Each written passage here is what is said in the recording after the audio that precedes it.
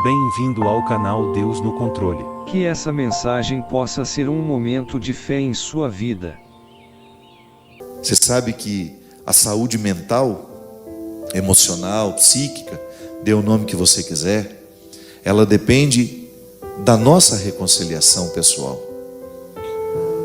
Uma mente harmoniosa é fruto de uma reconciliação diária que a pessoa vive consigo. As neuroses, elas são expressões justamente dessa falta de harmonia. O viver reconciliado consigo é fundamental para a gente ser saudável emocionalmente.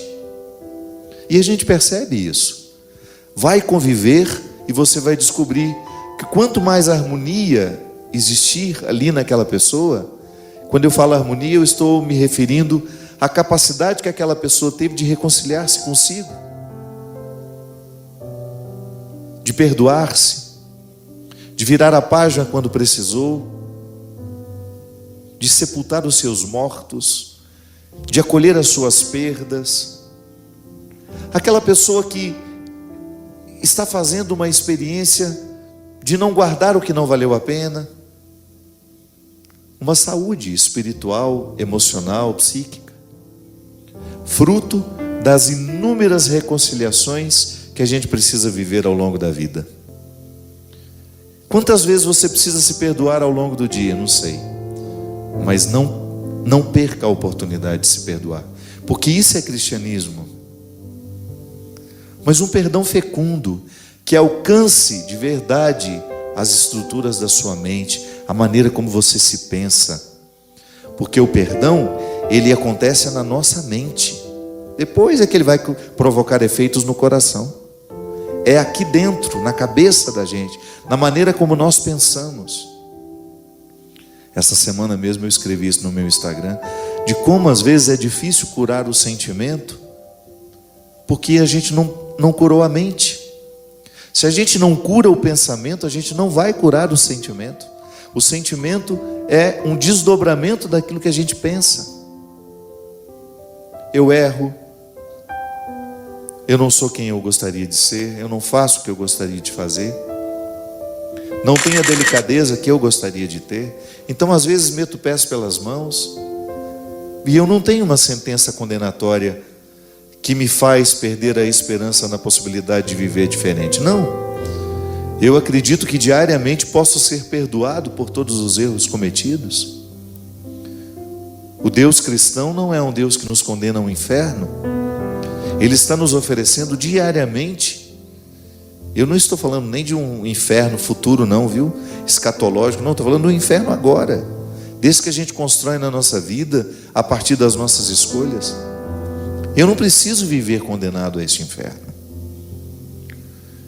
A experiência que eu faço de Deus é uma experiência de perdão diário. Todos os dias eu tenho a oportunidade de ser por Ele perdoado, de viver reconciliado.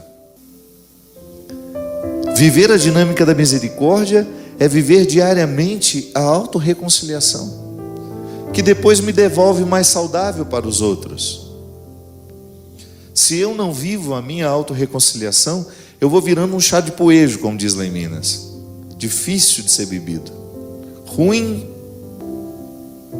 Se eu não quero me tornar um chá de poejo. Às vezes, quando eu fico protelando as minhas reconciliações, eu vou me transformando numa pessoa amarga, difícil, insuportável às vezes. Não podemos ser assim.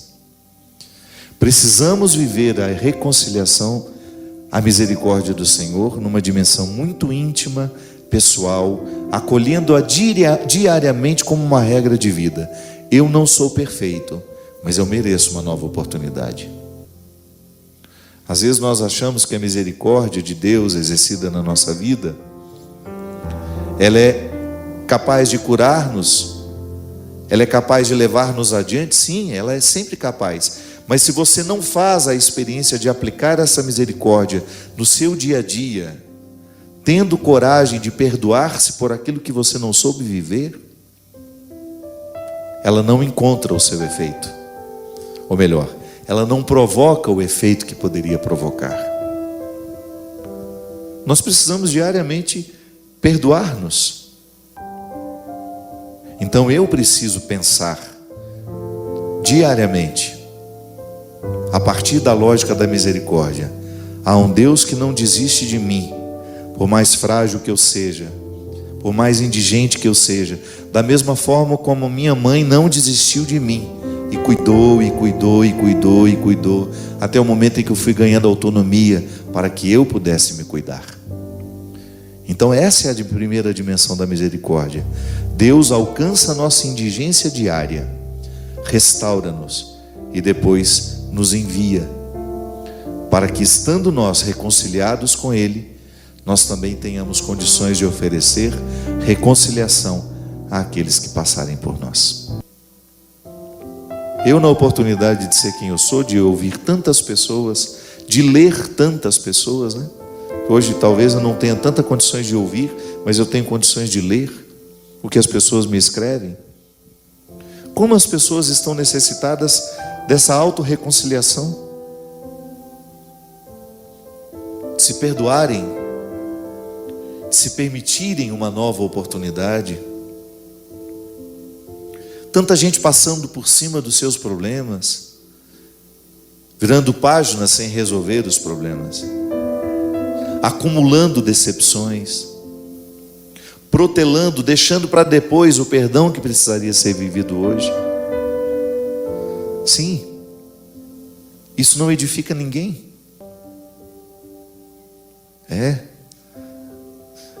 Nós precisamos ser beneficiados com aquilo que a gente acredita. E o ser beneficiado com aquilo que acredita é quando você percebe que você está se tornando uma pessoa muito melhor por aquilo que você acredita. Uma pessoa mais justa, mais verdadeira, mais solidária, mais misericordiosa. É interessante, minha gente, porque a dinâmica do amor é que nos amadurece. Desde quando muito pequenos, aliás, nós já experimentamos o mundo a partir da experiência do amor e do cuidado, porque se alguém não nos ama, se alguém não nos cuida, a gente não dura muitos dias. Nós somos absolutamente necessitados do amor e do cuidado de alguém, que faz parte da indigência humana. Nós nascemos imperfeitos demais. Nós não somos capazes de buscar o nosso próprio alimento. Nós somos capazes de buscar a água da nossa sede, o cobertor para aquecer-nos do frio. Tudo, em tudo, nós dependemos de alguém. Então a gente já nasce entendendo o significado da misericórdia assim. Se você agora está me assistindo, tem a oportunidade de me ouvir, é porque alguém cuidou da sua indigência. Alguém exerceu misericórdia. Porque a misericórdia é justamente essa aproximação existencial entre as pessoas. Quando um coração sente com o outro. Então o amor misericordioso da minha mãe me tornou possível.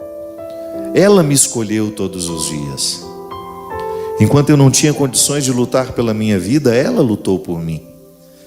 Enquanto eu era absolutamente indigente, sem nenhuma condições de fazer uma escolha que pudesse favorecer a continuidade da minha vida, a minha mãe me escolhia por mim. Ela escolheu cuidar da minha indigência. O meu coração é capaz de experimentar a sua miséria, então eu sou misericordioso com você. Da mesma forma como você também pode sentir com o meu coração a miséria que não é sua, mas com a qual você se identifica naquela hora. Misericórdia, o princípio de compaixão também, quando nós sentimos a paixão do outro. Tudo isso é tão significativo na vida humana. E nós aprendemos que Deus é essa misericórdia. E naturalmente somos convidados a pensar na história que nós vivemos, naquilo que humanamente nós podemos experimentar dessa misericórdia que nos foi oferecida. Por isso, pensar sobre a misericórdia de Deus inevitavelmente nos leva a pensar na misericórdia que nós exercemos uns com os outros. Deus é amor, Deus é acolhimento, Deus é perdão. E todas as dimensões do amor que nós podemos conhecer humanamente. A fidelidade, a simplicidade, a verdade. Tudo que se desdobra do amor. E olha que nós experimentamos o amor machucado, né? Porque todo amor humano sempre tem as marcas do nosso pecado, das nossas imperfeições. Mas é a partir do amor humano que nós podemos entender o amor de Deus. Nós não conhecemos outro. Nós não podemos ter outra experiência a não ser a humana. Então é a partir dessas imperfeições que nós temos a oportunidade de mergulhar no amor perfeito do Senhor por nós. Sem máculas, sem fazer acepção de pessoas, sem excluir ninguém. Sempre que eu me ponho a pensar na misericórdia de Deus, que é uma forma muito privilegiada de conhecê-lo, é muito interessante porque para conhecer alguém nós precisamos mergulhar nas suas virtudes e nos seus defeitos, né? Como Deus não tem defeito, a gente tem essa feliz oportunidade de mergulhar nas suas graças, nas suas dádivas, que nós reconhecemos como virtudes, que nós humanamente queremos imitar e viver também. E todas as vezes que eu penso nas graças que me revelam quem é o coração, como é o coração de Deus, a misericórdia é a primeira coisa que me ocorre. Eu experimento um Deus misericordioso, um amor que é oferecido a todos, a santos e pecadores. Da mesma forma como o sol nasce para todos, ele não brilha apenas sobre os justos. Não, ele brilha também sobre os injustos. E o amor de Deus é constantemente oferecido a todos nós. Eu me lembrei muito de uma frase de Padre Deon, que é o fundador dos Padres do Sagrado Coração de Jesus, onde eu tive a minha formação. E você já deve ter até me escutado falar isso. Padre Deon dizia: Deus não pode fazer nada com as nossas obras se antes Ele não possuir o nosso coração. Não há cruz apenas me ligando a Deus. A fé, a experiência religiosa, ela não pode me provocar apenas a oportunidade de encontrar o Senhor. Mas eu também encontro o Senhor nos irmãos. São as duas dimensões da nossa fé. Eu falava sobre isso na Sexta-feira Santa, lá na minha comunidade, que nós experimentamos a cruz a partir dos dois traços. O vertical, que nos leva ao céu, mas experimentamos também a cruz na sua linha horizontal, que é aquele encontro com a humanidade. Sim, eu estou ligado a Deus, mas também estou ligado aos meus irmãos, às pessoas que fazem parte da minha vida, as pessoas aquelas que eu vou encontrar pelos caminhos que eu passar. Se eu experimento apenas a dimensão vertical, eu fico uma pessoa alienada, e a minha fé não é capaz de fazer nada por aquelas pessoas que me circundam. Ela não altera a vida de ninguém. O bonito é quando a fé faz este movimento de me levar a Deus e depois de me devolver melhor para as pessoas. Aí sim nós estamos falando de uma fé aplicada, existencial, que produz frutos. Às vezes eu penso, minha gente, que o nosso cristianismo, ele não transforma o mundo como ele poderia transformar, porque ele é teórico demais. Ficamos apenas na dimensão vertical da fé. Uma relação com Deus. Sim, somos fiéis, fazemos as nossas orações diárias,